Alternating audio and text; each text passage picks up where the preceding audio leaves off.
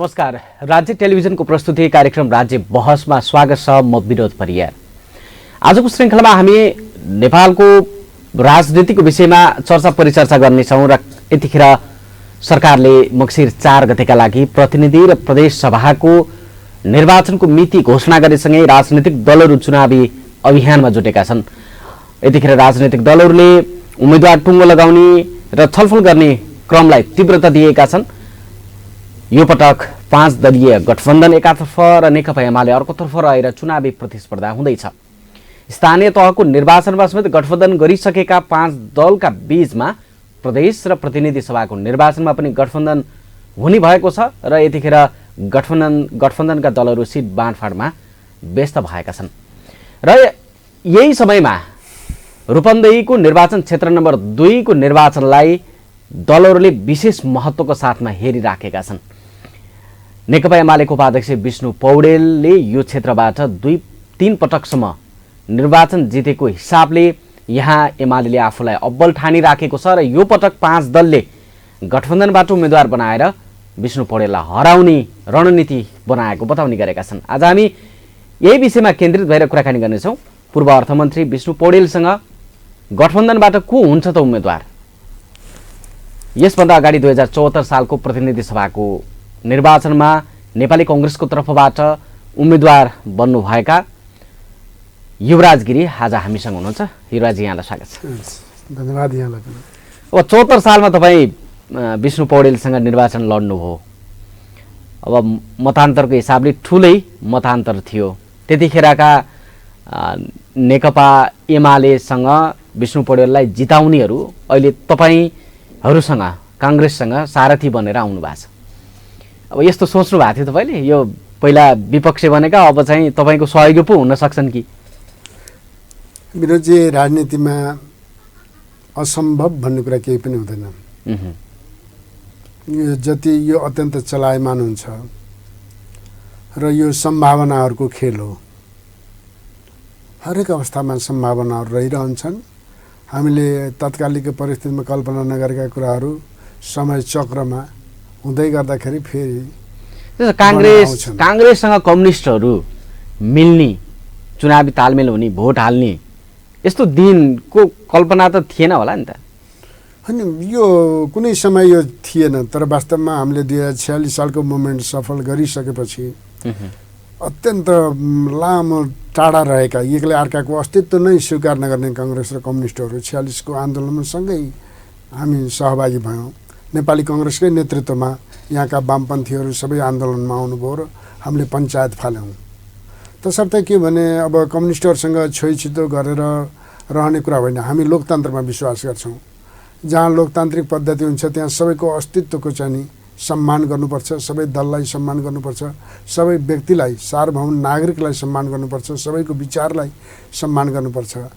त्यो विचारमा हामी विश्वास गर्ने नेपाली कांग्रेसका कार्यकर्ताहरू, नेपाली कांग्रेस पार्टीले असम्भव केही पनि ठान्दैन। हाम्रा लागि कोही हामीले घोषित रूपमा दुश्मन भनेका छैनौँ, कसैलाई दुश्मनको कोटीमा राखेका छैनौँ। हामी सबैलाई मित्रको कोटीमा राख्छौँ र यो स्वस्थ प्रतिस्पर्धा हो। त्यसो भए यो यसको निम्ति नि केही न केही, जस्तो अहिले गठबन्धन बन्नुको पछाडि केपी ओली प्रमुख कारण हुन् भनेर यहाँ गठबन्धनका दलहरूले भन्नुहुन्छ। तपाईँको चाहिँ के हो? त्यो मात्रै कारण हो कि अरू कारण पनि हो? यो अहिले राष्ट्रिय आवश्यकता बन्यो। किनभने ओलीजीले वास्तवमा मुलुकलाई लगभग 2/3 सरकार थियो। वाम एक किसिमको कम्युनिस्टको गठबन्धन बनेको थियो। माओवादीसँगै थियो, एउटा विशाल पार्टी बनेको थियो, अरूसँगै थिए र सँगै निर्वाचन लडेर लगभग 2/3 भएको सरकारले जनताका पक्षमा काम गर्नु, लोकतन्त्रको पक्षमा काम गर्नु, हामीले बनाएको संविधानको रक्षाको पक्षमा काम गर्नु, विधिको शासन गर्नु, सुशासन गर्नु, जनतालाई राहत दिनु, जनताका समस्या समाधानमा लाग्नुको सट्टा यो शक्ति केन्द्रीकृत गर्दै आफ्नो चाहिँ त्यो पुरानो वैचारिक धरातल अनुसार यो चाहिँ केन्द्रीकृत शासन सञ्चालन गर्नेतिर ओलीजी लाग्नुभयो। उहाँ प्रतिगमनतर्फ लाग्नुभयो। संविधानलाई नै समाप्त गर्ने, अहिलेको शासन प्रणाली व्यवस्थालाई नै समाप्त गर्नेतिरबाट लाग्नुभयो। त्यसो भएर अलि यो गर्नुपर्को बाध्यता हो, यसको बाध्यता हो। तर कांग्रेसका एउटा समूह चाहिँ यो बाध्यता होइन, यो चाहिँ शेरबहादुर देउवा को स्वार्थ हो, यो कांग्रेस त एक्लै लड्नुपर्छ भनेर तपाईँकै सहकर्मी साथीहरू बोलिरहनु भएको छ नि? होइन, हाम्रो केन्द्रीय समितिले पास गरिसक्यो त, सर्वसम्मत रूपमा केन्द्रीय समितिले पास गरिसक्यो कि हामी गठबन्धनमा जानुपर्छ, यो आजको राष्ट्रिय आवश्यकता हो। यो सबै केन्द्रीय समितिले त पारित गर्यो, तर नेताहरू त बोलिरहनु भएको छ। अब व्यक्तिले बोल्ने कुरामा त अब कांग्रेस व्यक्तिको स्वतन्त्रतालाई पनि त सम्मान गर्छ नि। अब पार्टीमा चाहिँ त्यस्ता विभिन्न विचारहरू समूहहरू हुन्छन्, विचार व्यक्त गर्ने साथीहरू हुनुहुन्छ, अब उहाँहरूले व्यक्त गर्न पाउनुहुन्छ, त्यसलाई अन्यथा मानिन्न। यो चाहिँ के भने वादे जायते तत्त्वबोध भनेको गठबन्धन टुट्दैन, यही गठबन्धनबाटै प्रदेश सभाको प्रतिनिधि सभाको निर्वाचन हुन्छ। एकदमै हुन्छ, राम्रोसँग हुन्छ। अहिले रूपन्देहीको निर्वाचन क्षेत्र नम्बर 2 सर्वाधिक चर्चामा छ, किनकि एकजना पार्टीका शीर्ष नेता, त्यो पनि 3 पटक लगातार निर्वाचन जित्नु भएको विष्णु पौडेलको निर्वाचन क्षेत्र। यद्यपि स्थानीय तहको निर्वाचनमा चाहिँ यो 2 मा पर्ने भुटोल उपमहानगरपालिका, सैना मैना र तिलोतमाको प्रमुखमा चाहिँ कांग्रेसले जितेको छ, तर उपप्रमुखमा एमालेले जितेको छ, यो तीनवटैमै। अब यो हिसाबले हेर्दाखेरिमा अब गठबन्धनको तर्फबाट को हो उम्मेदवार विष्णु पौडेलसँग भिड्ने? अब हाम्रो अहिले केन्द्रमा चर्चा चलिरहेको छ, छलफल रहिरहेको छ। अहिले त अब भागभण्डाका कुराहरू छन्, होइन? मैले अहिले त्यसको कुनै निर्णय नआउँदै फलानु भनिहाल्नु अलि आतुर पनि हुनसक्छ, होइन? अब पहिला त भागभण्डा हुनु पर्यो, भागभण्डा भएपछि अब हाम्रो कसको भागमा परेपछि उम्मेदवार चाहिँ यहाँ कांग्रेसको दाबी चाहिँ कमजोर छ भन्ने कुरा अहिले चर्चामा आइरहेछ कि कांग्रेसले कमजोर छ? होइन, कमजोर भनेको नि दाबी गर्न र चाहिँ 2 छोड्ने मनस्थितिमा कांग्रेस छ भन्ने कुरा छोडेको छैन। कांग्रेसले 2 छोडेकै छैन, यो चाहिँ अरूले कल्पना गरेका कुरा हो। नेपाली कांग्रेसले 2 छोड्नुपर्ने त्यस्तो परिस्थिति पनि मैले देखाएको छैन र कांग्रेसले छोडिसकेको पनि छैन। तर यो भन्दै गर्दा मैले अहिले केन्द्रमा छलफल चलिरहेको छ, त्यो बेला म बढी बोल्न उचित हुँदैन। अब तपाईँ 74 सालमा विष्णु पौडेलसँग प्रतिनिधि सभामा निर्वाचन लड्नुभयो। त्यतिखेर नेकपा माओवादी र नेकपा एमाले सँगै थिए, वाम गठबन्धन गरेर निर्वाचन भएको थियो। तपाईँले भन्दा उहाँले 22,000 बढी मत प्राप्त गर्नुभएको छ त्यतिखेरको अवस्थामा। अब अहिले तपाईँ फेरि दोहोरिन चाहने स्थितिमा मनस्थितिमा हो कि होइन? अवश्य छु म।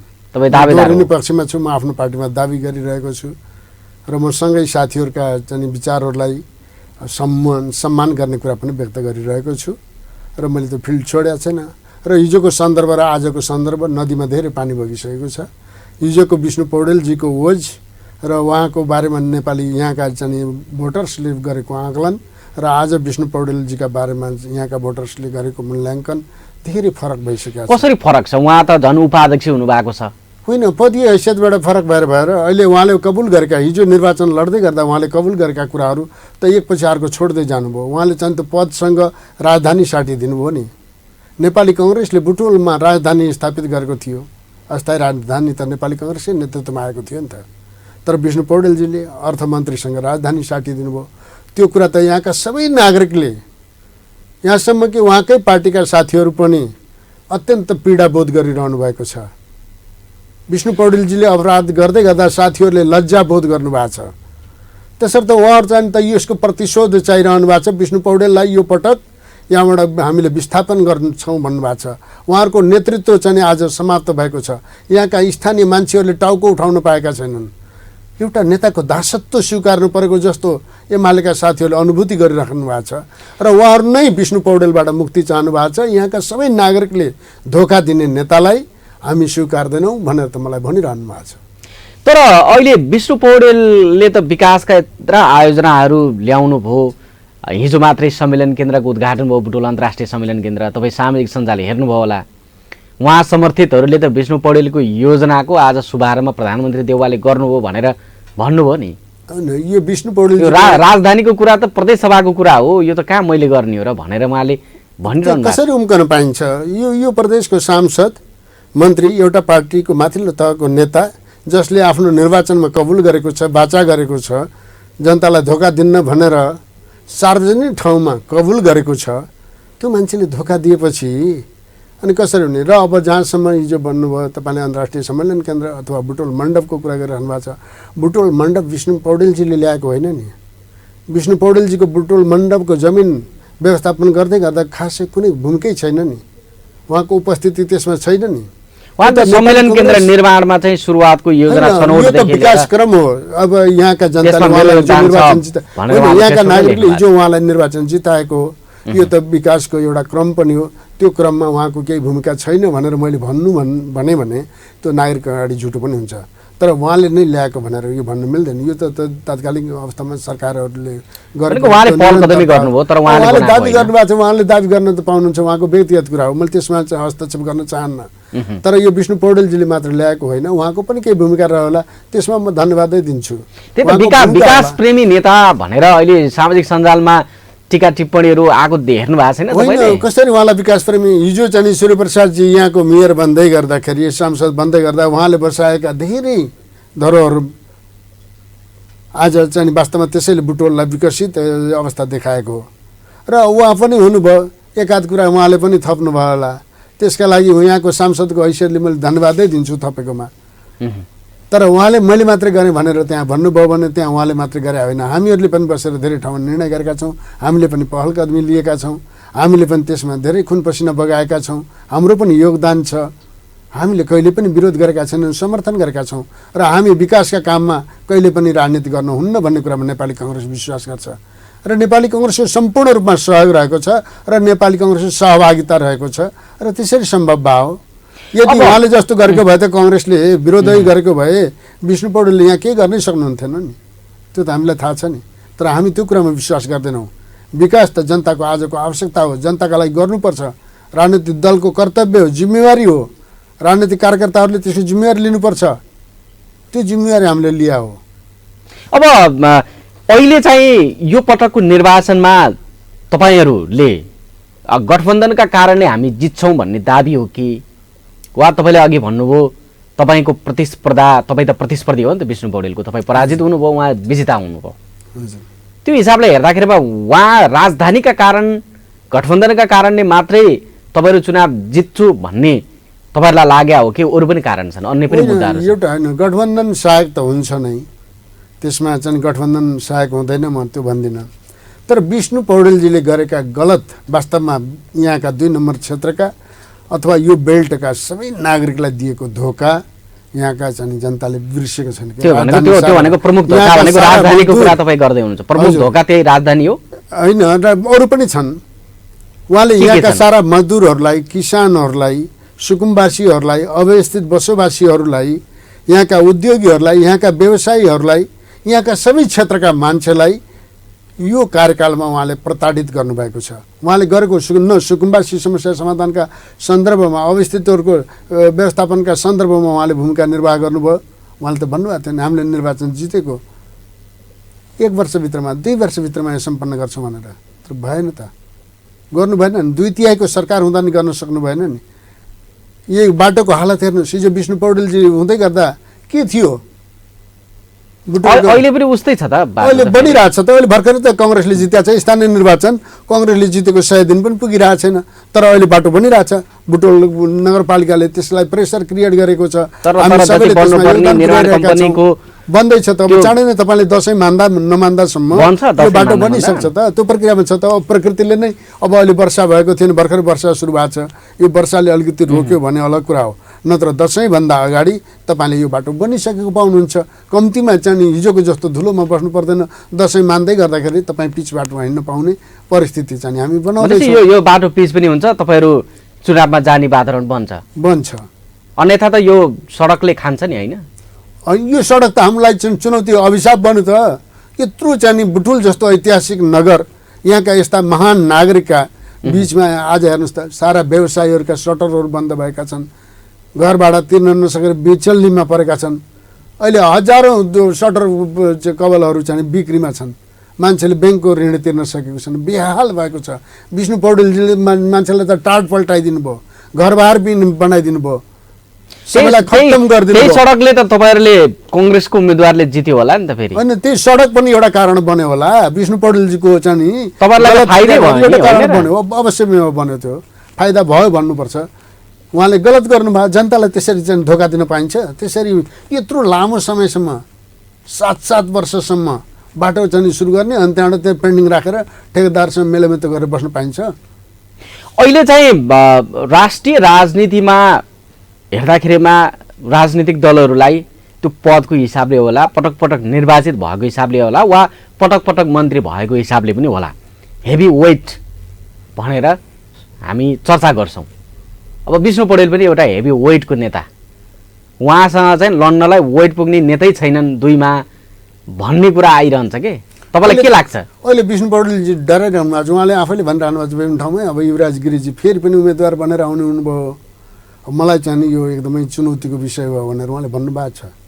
र म यो चुनौतीका साथ भन्न चाहन्छु कि यो बुटोलमा मैले बगाएको खुन पसिना, मैले बगाएको मेहनत, मेरो पार्टीले गरेको चाहिँ योगदान, मेरा पार्टीका साथीहरूले जुन किसिमले यहाँ खुन पसिना बगाएका छन्, यहाँका नेताहरूले सूर्यप्रसाद दाई, बालकृष्ण खाँड दाई लगायतका नेताहरूले जुन हिजोदेखि मेहनत गर्नुभयो, त्यो मेहनत आज जनताले खोजिरहेको छ। काङ्ग्रेस मात्रै हाम्रो लागि सम्भावक हुन सक्दो रहेछ, हाम्रो सुरक्षा काङ्ग्रेसले मात्र दिन सक्दो रहेछ, हाम्रो व्यवसायको, हाम्रो पेसाको, हाम्रा बालबच्चाको, हाम्रा विद्यार्थीहरूको सबैको सुरक्षा काङ्ग्रेसले मात्र गर्न सक्दो रहेछ भनेर अहिले सबैले अनुभूति गर्नुभएको छ। र मलाई त बाटोमा हिँड्दा नि भन्नुहुन्छ, तपाईँ यो पटक तपाईँ आउनुहोस्, तपाईँलाई हामी जिताउँछौँ, तपाईँलाई हामीले बुझेका छौँ, तपाईँ एउटा इमान्दार त्यो वेट तपाईले धान्नुहुन्छ। मेरो इमान्दारिता, मेरो चाहिँ लगन र मैले चाहिँ गरेको पार्टीप्रति, नागरिकप्रति मैले गरेको योगदान वास्तवमा विष्णु पौडेलजीको भन्दा धेरै गरुङ्गो छ।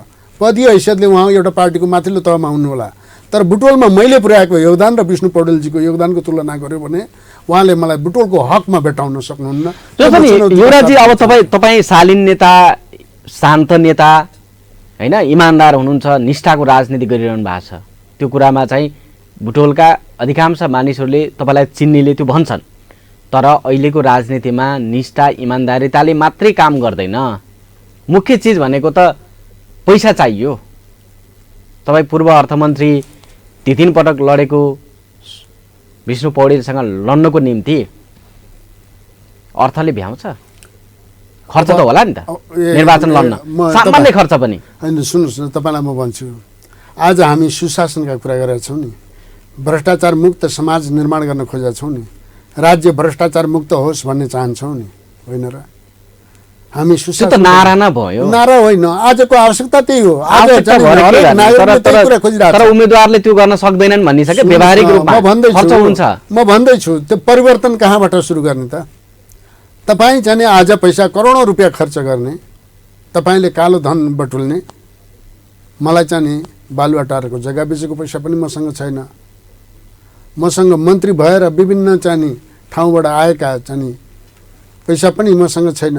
म त यही खुन पसिना बगाएर यही माटोमा भिजेर यहीँका नागरिकका बिचमा बसेर आएको छु र यो नागरिकले आज सुशासन खोजेको छ, आज उन्मुक्ति खोजेको छ, आज आफूले चाहिँ सँगै भेटाउने प्रतिनिधि खोजेको छ, इमान्दारिता खोजेको छ र आफ्ना कुराहरूलाई कसरी सम्बोधन गर्ने भनेर त्यो बाटोहरू खोजिएको छ र भ्रष्टाचारको उन्मुक्ति खोजिएको छ। आज उहाँसँग मैले विष्णु पौडेलजीसँग पैसाको तुलनामा गर्न सक्दिनँ, म स्वीकार गर्छु। तर त्यति मात्र होइन, तपाईँले सामान्यतया त मतदाताहरू माझ त पुग्नु पर्ला नि त, त्यसको लागि त चाहिँ कार्यकर्ता साथी छ, पार्टी छ, सारा गठबन्धन छ, सबै यतिका साथी छन्। यो मेरो मात्र चुनाव होइन नि, यी त सबै कार्यकर्ताहरूको, सबै पार्टीहरूको, यहाँका नागरिकको पनि यो चुनाव हो। अहिले विष्णु पौडेलजीका विरुद्ध यहाँका नागरिक चुनावमा आउँदैछन्, बाढी आउँदैछ, यहाँका नागरिकले आफ्नो अस्मिता खोजिरहेछन्। मलाई त भनेका छन् तपाईँलाई 1 मतका साथ हामी 5 रुपियाँ दिँदैछौँ भनेर भन्नुभएको छ, तपाईँलाई 1 मत पनि दिन्छौँ, 5 रुपियाँ पनि दिन्छौँ भन्नुभएको छ। मलाई भन्नुभएको छ, म हरेक मतदाताको 1 मतका साथ 5 रुपियाँ लिएर चुनाव लड्दैछु। तर तपाईँलाई पार्टीभित्रैकै नेताहरूले युवराज गिरी ठिकै त हो, तर पैसै छैन, खर्चै गर्न सक्दैन, कसरी टिकट दिलाउने हो भनेर पनि भन्छन् अरे के हो? मैले खर्चै गर्नु पर्यो नि त, मलाई खर्चै गर्न नपर्ने भयो के? मलाई त मत पनि दिने, 5 रुपियाँ पनि दिने भन्नुभएको छ। अरू यो सामान्य व्यवस्थापन गर्नको लागि, हिँड्नका लागि, यसो हिँड्नेका साथीहरूलाई खाना खानका लागि हामी 5 रुपियाँ पनि दिन्छौँ, मत पनि दिन्छौँ भन्नुभएको छ। मैले कहाँ खर्च गर्नुपर्ने? अनि मसँग पैसै छैन, मैले कहाँ खर्च गर्ने? 5 रुपियाँ उठाएर पुग्ला र भनेको त्यसले चिया खान पनि त मेरो लागि 5 करोड हो नि। त्यो अहिले 5 रुपियाँमा त एक कप चियालाई 25 रुपियाँ पर्छ, अझ अलि राम्रोमा जानु भने 50 रुपियाँ पर्ला। यहाँ मतदाता कति छ? मतदाता अब अनि त्यो लाखको आधारमा होला। मतदाताले आफूले केही नलिएर मलाई मत पनि दिने र 5 रुपियाँ पनि दिँदै गर्दा त्यो अरू ती आमा बुवाहरूको, ती वृद्ध आमा बुवाहरूको जसले चाहिँ एउटा सुनौला सपना देखाएका छन्, आफू मृत्यु हुँदै गर्दा आफ्ना सन्तानको उज्जवल भविष्य खोजेका छन्, उनीहरूको सुखी र खुसी जीवन खोजेका छन्, ती आमा बाउको आशीर्वाद, त्यो परिवारको आशीर्वाद मैले लिँदै गर्दा मैले कहाँ खर्च गर्नुपर्छ? त्यो त आशीर्वादले नै मलाई पुग्छ, उहाँहरूको मतले नै मलाई पुग्छ र पैसाका कारणले युवराज गिरी रोकिनु पर्दैन यसरी बुझौँ। पर्दैन एकदमै। अब तर यो भन्दै गर्दाखेरिमा गठबन्धनबाट कसले टिकट पाउँछ मूल कुरा त्यहाँनिर रह्यो। तपाईँ कांग्रेसले पायो भने तपाईँ दावेदार त भन्दै हुनुहुन्छ। हजुर, म दावेदार छु।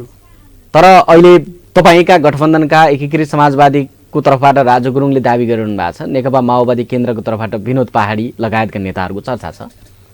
अनि अब यो तपाईँहरूको बीचमा त को बन्ने गठबन्धनले टुङ्गो लगाउनु पर्यो नि? होइन, गठबन्धनले टुङ्गो लगाएर जसलाई बनाए पनि हामी स्वीकार गर्ने मनस्थितिमा छौँ।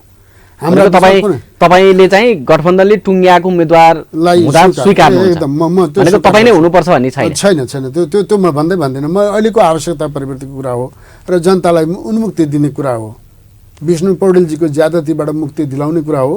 त्यसकारण म गठबन्धनले गरेको निर्णय सहस्र स्वीकार गर्छु। मलाई मेरो पार्टीले दिएको आदेश म सम्पूर्ण रूपमा पालन गर्छु। कांग्रेसकै पनि अन्यत्रबाट नेताहरू ल्याउनु पर्छ कि यो विष्णु पौडेलसँग लडाउनलाई भनेर चर्चा पनि आइरहेछ। मैले नाम त लिन नेताहरूको, तर चर्चा आछ, सुन्या छ। हाम्रो क्षेत्रमा कोही पनि आउनुहुन्न। त्यो बेकारमा चाहिने चर्चा चलाएर ती नेताहरूलाई असिलो पार्ने, आफ्नो निर्वाचन क्षेत्रमा असिलो पारिदिने काम गर्नु हुँदैन के। तैँले दुईटा खुट्टामा चाहिँ दुईटा नाउमा खुट्टा हाल्या छस् भनेर ती साथीहरूलाई किन असिलो पार्छन् कोही साथीहरूले? मैले बुझ्दिनँ। र हाम्रो क्षेत्रमा कोही पनि आउन र हामीले एउटा कबुल गरेका छौँ, यो क्षेत्रका नेपाली कांग्रेसका हरेक कार्यकर्ताले, यहाँका नेताले सबैले कबुल गरेका छौँ, हामी हाम्रै बिचबाट नेता स्थापित गर्छौँ, हामी हाम्रै बिचबाट नेतृत्व कायम भनेको बाहिरको नेताहरू आउँदैनन्। यहाँको साथीको चाहना त्यही छ, मलाई त्यही भन्नुहुन्छ। यहीँबाट नेतृत्व बनाउनु पर्छ। त्यो नेतृत्व को बन्छ अब त्यो भन्दा तैँले पनि मान्नुपर्छ भनेर मलाई भन्नुभएको छ। म मान्छु भनेको छु। तपाईँले सुन्न त सुन्नुभयो? मैले पनि सुनेको छु, तर साथीहरू तयार हुनुहुन्न के। यहाँ कोही पनि कार्यकर्ता तयार छैन के त्यसको लागि। यहाँ त चन्द्र भण्डारी ल्याउनेदेखि लिएर पुष्पा भुषालदेखि लिएर हस्जिलो पार्ने काम किन गर्नुहुन्छ? उहाँहरू आउनुहुन्न भनेको कांग्रेसबाट भयो भने युवराज गिरी तपाईँ नै कोही पनि आउनुहुन्न। उहाँहरूलाई हस्जिलो पार्ने किन बेकारमा? जो उहाँकै आफ्नो निर्वाचन क्षेत्रमा हस्जिलो पर्छ नि, त्यहाँदेखि तैँले बुटोलमा हल्ला गरिस्, यहाँ गुल्मी किन आउँछस् भनेर लखड्छन्। त्यो नगरौँ प्लिज। उहाँहरूले गर्नुभएको छैन। त्यो चाहिँ केही पनि होइन, सत्यता छैन। केही पनि होइन। भनेपछि गठबन्धनबाट एकदम टुङ्गो लाग्छ।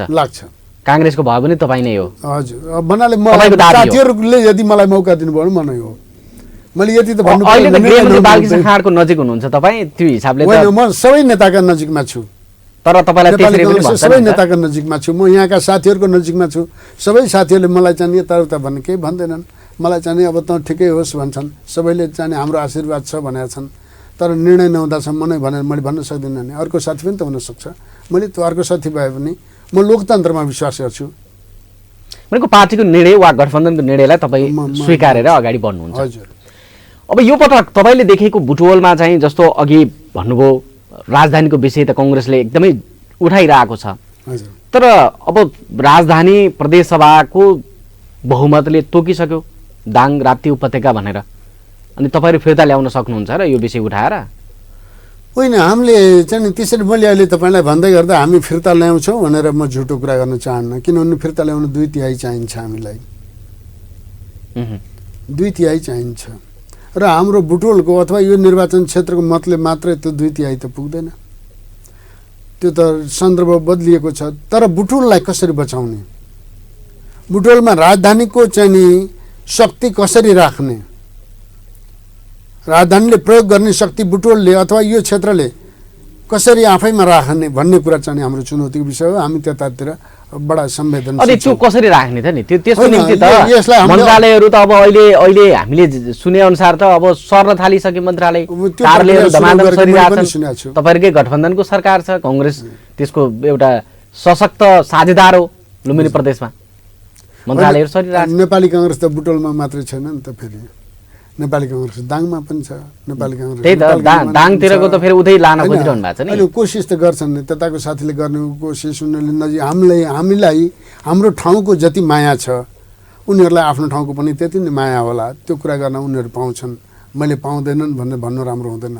तर मेरो प्रश्न कहाँनिर हो भने हामी कहाँ आइसकेको राजधानी, हामी कहाँ भइसकेको राजधानी सार्ने विष्णु पौडेलजी र उहाँको पार्टीका त्यो राजधानी सार्ने पक्षका भन्छु, म सबैलाई पनि भन्दिनँ। म एमालेका सबै नेतालाई म यो चाहिँ हिलोमा मुछ्न चाहन्न। तर उहाँहरूले मत दिएपछि त के गर्नु? त्यो विवश हो, उहाँको व्यवस्था हो, पार्टीको। विष्णु पौडेलले त बरु मत दिनु भएन नि, उहाँ प्रदेश सभाले चाहिँ मन्त्री लिएर चुप लाएर बस्नुभयो, आफ्नो मान्छेलाई भोट हाल भनेर लबिङ गरिदिनु भयो, सारा चिज उहाँले गर्नुभयो नि त। उहाँले त धोका दिनुभयो नि, आफ्नै साथीहरूलाई पनि धोका दिनुभयो नि, सबैलाई विवश पारिदिनु भयो नि, उहाँका प्रतिस्पर्धीहरूलाई पनि। यहाँ जसले बुटोलमा, वास्तवमा विष्णु पौडेलजीलाई बुटोलको कहाँ माया छ र? उहाँले बुटोलमा कहिले खुन पसिना बगाउनु भएको छ र? यहाँ खुन पसिना बगाएका त्यो पार्टीका कार्यकर्ताको मुटुमा कति ठुलो चोट होला, कति पीडा होला, कति दुःख मानिरहे होलान् आफ्नो नेताले यस्तो गद्दारी गर्दा। रगतको आँसु चुहाएर त्यो पार्टीका कार्यकर्ताहरू बसिरहेछन्, त्यो पीडा उनीहरूले यो पटक बदला लिन्छन्। उहाँहरूले आर्थिक राजधानी बनाउने भन्नुभएको छ नि त। आर्थिक राजधानी उहाँले मात्रै भनेर हुन्छ र? आर्थिक राजधानी त बुटोल आफैमा राजधानी हो त। यो विष्णु पौडेलजीले भन्न आवश्यक छ? यो बुटोल त त्यस्तो ठाउँ हो जसले 16वटा जिल्लालाई प्रभाव पार्छ। हिजो पञ्चायतको बेलामा पनि बुटोल एउटा चाहिँ प्रभावकारी अवस्थामै थियो, बहुदल आइसकेपछि 46 पछि पनि बुटोल जहिले पनि प्रभावकारी छ र अहिले पनि छ र सधैँ रहन्छ। बुटोल रहेसम्म यो बेल्टमा जहिले पनि बुटोल प्रभावकारी रहन्छ। विष्णु पौडेलले मैले भनेर हुन्छ र? यो त यो ठाउँले ल्याएको छ। भनेको आर्थिक राजधानीको विषय वा बनाउँछु भन्ने विषय कसैले नभने हुन्छ त्यसो भए? होइन, बनाउन कोसिस गर्ने हो के, त्यसको लागि त पूर्वाधारहरू त बनाउनु पर्यो। होइन, त्यो हामीले गर्ने निर्माणहरू, अरू आधारहरू बनाउने कुरा त्यो कुरा हो, त्यो एउटा कुरा हो के। तर मेरो कारणले यो भयो भनेर कसैले भन्छ भने त्यो गलत हो भन्न मैले खोजेँ हो। अब अहिलेको यो स्थितिमा, परिस्थितिमा अहिले त बुटोल उपमहानगरमा नेपाली काङ्ग्रेसको नेतृत्व छ। हजुर, होइन, तपाईँहरू झन्डै लामो समय पछाडि सूर्यप्रसाद प्रधान पछाडि 25 वर्ष पछाडि काङ्ग्रेस फर्किएको छ, आफ्नो साख फर्काएको छ।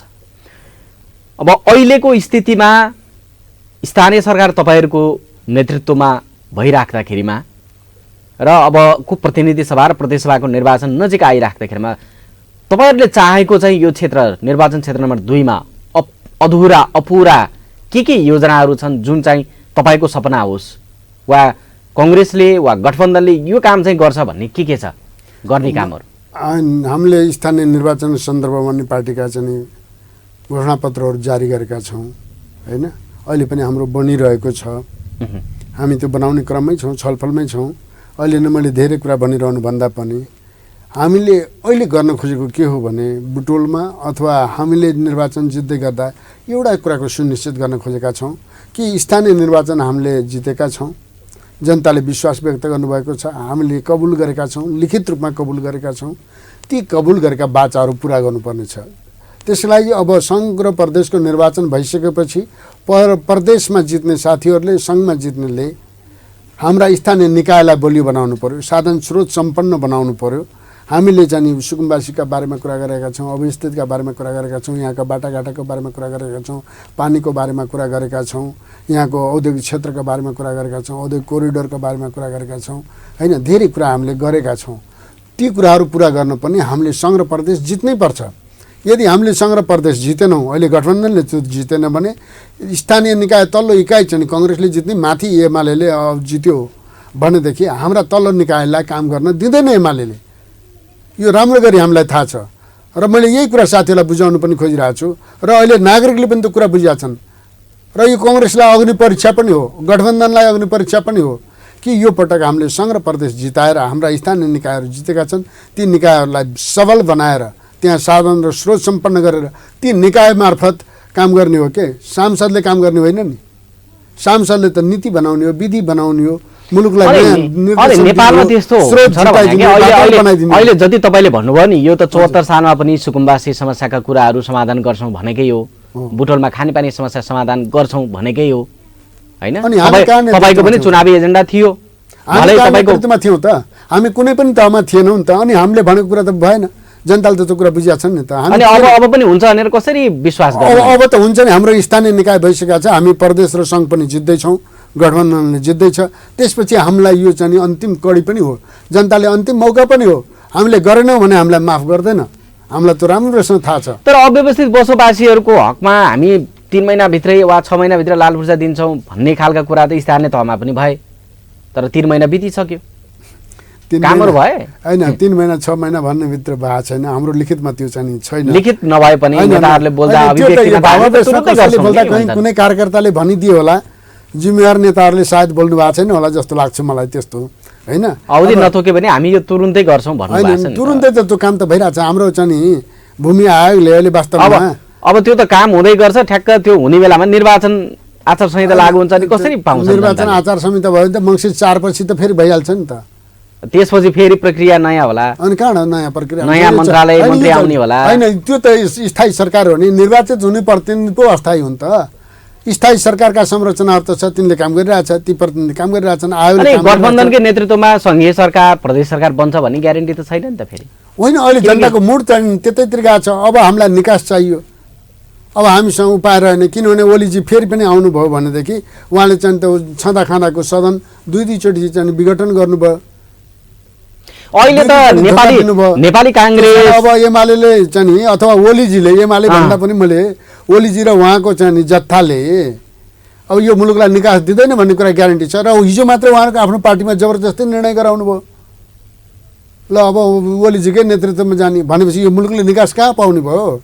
जनताले त बुझिसके, हिजोबाट बुझिसके। अहिले त के भन्छन् भन्दा 5वटा दल मिलेर एमालेसँग लडिरहेछन्, यिनीहरू नसकेका हुन्, होतियारा हुन् भनेर केपी ओलीले भने सुन्नु भएको छैन? कङ्ग्रेस एक्लैले ओलीजीलाई एमालेलाई तल आएको होइन, यो कहाँ? अहिले त हामीले सबैको सहअस्तित्व स्वीकार गरे हो, ओलीजीको पनि अस्तित्व स्वीकार गरे हो।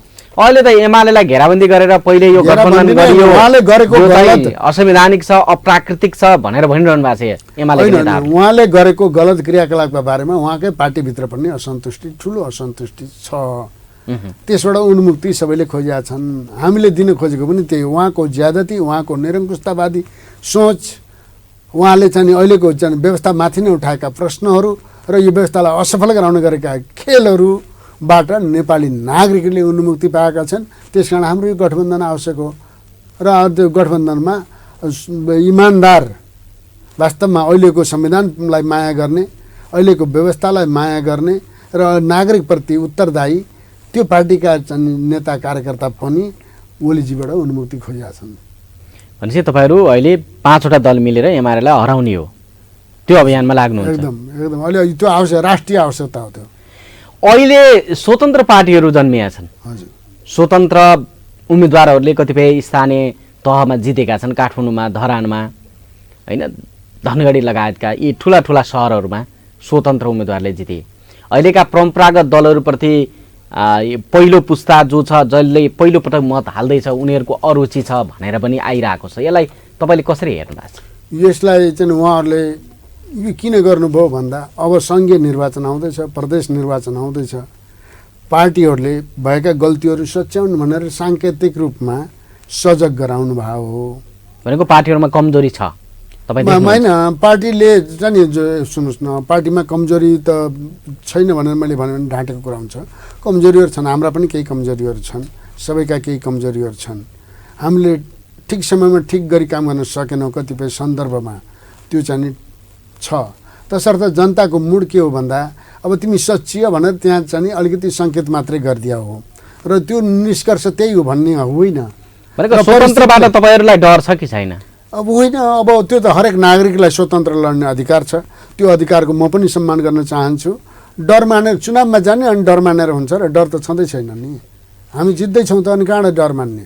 अहिले हेर्नुभयो होला नि, स्वतन्त्र पार्टी भनेर गठनै भएको छ रवि लामिछानेले, उहाँले त भेला पनि गर्नुभएछ काठमाडौँमा, त्यत्रो मानिसहरूको सङ्ख्या देखाउनु भएको छ, अनि विनोदजी तपाईँले कति नेपालमा कति पार्टी बने जोड्नुहोस् त 7 सालदेखि अहिलेसम्म जोड्यो भने कति पार्टी बने कति पार्टी भत्के पार्टी जन्मने भत्कने यो स्वाभाविक प्रक्रिया त्यो अहिले रवि लामी छ अहिले जन्मदैमा होसिनु पर्ने जरुरी छैन होइन त्यही त हो र उहाँहरू इतिहासको कठघरामा छन् इतिहासले कसी लगाएकै छैन अहिले तपाईँले नै ठान्नुहोस् न हरेक बाहिरबाट भन्ने मान्छेलाई धेरै सजिलो छ गर्ने मान्छेले बुझ्छ नि त गर्दाखेरिको पीडा के हुन्छ भन्ने अब उहाँहरूले चाहिँ बाहिरबाट अहिले चाहिँ चर्को रूपमा भन्नुभएको छ तर उहाँले किन चाहिँ परदेशमा चुनाव लडाउन सक्नु भएन त सङ्घमा मात्रै किन उम्मेदवार बनाउँदै हुनुहुन्छ रविजी अनि उहाँको पार्टीको हैसियत त त्यही बुझिहाल्नुहोस् न उहाँले चाहिँ परदेशमा उम्मेदवारै पाउनु भएन जसले परदेशमा उम्मेदवार पाएको छैन अनि उसले सङ्घमा के गर्छ उहाँले त बाहरूलाई चाहिँ हराउने भन्नुभएको छ बाहरूलाई हराउने देउबालाई हराउने केपीबालाई हराउने भन्नुभएको छ अनि आफूले चाहिँ उम्मेदवारसम्म नपाउने अनि बाहरू हराउने बाउ बिना छोरा भइन्छ र प्रकृतिमा उत्पत्तिलाई चाहिँ नकार्न सक्नुहुन्छ उहाँले उत्पत्तिलाई नकार्दै हुनुहुन्छ अनि उत्पत्तिलाई नकार्ने मान्छेको भविष्य रहन्छ त्यो रहन्न त्यसो भए त्यो यो भविष्य छैन उत्पत्तिलाई यदि स्वीकार गर्नु भएन अग्रजहरूलाई सम्मान गर्नु भएन अग्रजहरूले के घर चलाउँदै गर्दा बाबुले चाहिँ सन्तानलाई चाहिँ धेरै कुरा दिन खोजिरहेको हुन्छ आमाले दिन खोजिरहेको हुनुहुन्छ तर आफ्नो स्रोत के छ साधन के छ हैसियत के छ त्यसले प्रभाव पार्छ नि अनि सन्तानले के नालायक भन्दैन बाबु आमालाई जसले जन्म दियो जसले चाहिँ पालन पोषण गर्यो जसले हुर्कायो आज जसले चाहिँ उसलाई केही भन्न सक्ने बनायो शिक्षा दीक्षा दियो अनि के त्यसलाई नालायक भन्ने कमजोर भन्ने र अनि त्यसको काम छैन भन्दिने कुँडा कर्कट हो लर फाल्ने त्यस्तो पनि हुन्छ त्यो सोच नै गलत छ त्यो विचार नै गलत छ त्यो बाटो नै गलत छ तर युवा पुस्तालाई त बुझाउनु पर्यो नि हामीले त्यही त मैले भने हाम्रा कमी कमजोरीहरू हामीले सच्याउने हो के हामीले युवालाई कसरी सम्बोधन गर्ने युवाका कुराहरू कसरी उठाउने उनीहरूलाई अवसर कसरी दिने उनको शिक्षा दीक्षामा उनको भविष्य सुनिश्चित गर्ने कुरामा हाम्रा कार्यक्रमहरू सुदृढ किसिमले आउनु पर्यो हामीले त्यति गर्न त्यो जति गर्नुपर्थ्यो त्यति गर्न सकेनौँ त्यो कुरा हामीले स्वीकार्नुपर्छ त्यसको लागि पर्यो भने क्षमा याचना पनि गर्नुपर्छ तर युवाको भविष्य खोज्दै गर्दा बाबुआमाको भविष्य नै सिद्ध्याइदिने सोच त्यो गलत छ भन्ने तपाईँको टिप्पणी एकदमै गलत। अब हामी कुराकानीको अन्तिम चरणमा पनि छौँ निर्वाचन अहिले चाहिँ पछिल्लो समय निर्वाचन खर्चिलो भयो भन्ने कुरा अघि हामीले अलिकति चर्चा गरिहाल्यौँ अब भन्दाखेरिमा हामीले खर्च नगरिकन चुनाव जित्छौँ त भन्न सकौँला तर त्यो बढी आदर्शवादी हुन्छ भनेर टिप्पणी विश्लेषणहरू गरिन्छ अब तपाईँ आफैले भन्नुहोस् 74 सालमा त तपाईँ निर्वाचन लडेको व्यक्ति यो निर्वाचन कतिको खर्चिलो छ तपाईँ आफैले आत्मसमीक्षा गर्दा किन भन्दा व्यवहारिक खर्चहरू जुन छ नि चाहेर नचाहेर खर्च गर्नै पर्ने हुने नै परिस्थिति जुन अहिले बनिरहेछ त्यसमा सुधार गर्नुपर्ने पक्ष देख्नुहुन्छ कि देख्नु होइन अब मैले पनि सुनेको छु निर्वाचनहरू खर्चिला भए भनेर तपाईँ त भोगेकै व्यक्ति हो नि त तपाईँ त आफ्नो अनुभव पनि छ नि त मैले सुनेको छु खर्चिला भए भनेर होइन अब मैले खर्चिलो निर्वाचन लडेको होइन मैले खर्च गर्न सके पनि होइन होइन मैले खर्च गर्न सकेको पनि होइन मैले खर्चिलो निर्वाचन लडेको पनि होइन मैले त नागरिकको मन जित्ने कोसिस गरे हुँ त्यति बेला मैले जति मत पाएँ वास्तवमा 22,000 मत भनेको सानो मत होइन ठुलो मत हो र पनि अब अहिले खर्चिलो भनेर भनिरहेछन् साथीहरूले खर्चिलो गराउन पनि कोसिस गरिरहेछन् खर्च गर्नेले गर्लान् पनि तर म त खर्च नगरेर सुशासनका लागि जनताको मन जित्ने हो र जुन परिस्थितिमा म जाने हो त्यही परिस्थितिमा फर्कने गरी चुनावमा जाँदैछु म त यहाँ त वडा अध्यक्ष लडेका व्यक्तिहरू पनि अहिले धुरु रोए भन्छन् के ऋण लाएर टाउको समात्नु पर्ने स्थिति होइन त्यो हल्ला चाहिँ नि मैले पनि सुनेको छु है तर त्यस्तो खर्च गरे होलान् जस्तो लाग्दैन मलाई कतिपयले गर्न सक्छन् नि कतिपयले गरे होलान् होइन मैले चाहिँ त्यस्तो भनेको तपाईँको भनाइ भनेको चाहिँ निर्वाचन लडे पछाडि पहिला जुन अवस्थामा हो जे भूमिकामा हो त्यही स्थितिमा सडकमा वा कुन ठाउँमा हो त्यो देख्न सक्ने हुनुपर्छ एकदम त्यसरी नै निर्वाचन लड्ने हो तपाईको तयारी चाहिँ एकदम मेरो तयारी त्यही नै हो अब सबै नेताहरू त्यसरी जानु मेरो तयारी त्यही नै हो त्यो तयारीमा तपाईँ लाग्नु भएको छ हस् यहाँले यो समय दिनुभयो धेरै धन्यवाद आज हामीले कुराकानी गरौँ प्रतिनिधि सभा र प्रदेशसभाको निर्वाचन मक्सिर 4 गतेका लागि सरकारले तोकेपछि दलहरूमा चुनावी सरगर्मी बढेको छ र यही सन्दर्भमा हामी कुराकानी गरौँ नेपाली कङ्ग्रेसका नेता युवराज गिरीसँग। उहाँसँग हामीले रूपन्देहीको निर्वाचन क्षेत्र नम्बर 2 मा उहाँको फेरि दोहोरिने उम्मेदवारको अवस्था हो कि होइन भन्ने विषयमा पनि हामीले चर्चा गऱ्यौँ। उहाँ 74 सालमा प्रतिनिधि सभाको उम्मेदवार रूपन्देहीको निर्वाचन क्षेत्र नम्बर 2 बाट हुनुहुन्थ्यो र यो सँगै उहाँसँग राजनैतिक विषयमा पनि हामीले संवाद गऱ्यौँ। यहाँका मनमा लागेका प्रश्न जिज्ञासा भएको खण्डमा यहाँले हामीलाई तपाईले हेरिरहेको माध्यममा पनि प्रतिक्रिया दिन सक्नुहुन्छ, फेसबुकमा पनि यहाँले प्रतिक्रिया दिन सक्नुहुन्छ वा कुनै पनि माध्यमबाट हामीलाई प्रतिक्रिया दिन सक्नुहुन्छ। कार्यक्रममा हेरेर साथ दिनुभएकोमा सम्पूर्ण दर्शकलाई धन्यवाद दिँदै आजको श्रृङ्खलाबाट म विनोद परियार छुट्टिन्छु। नमस्कार।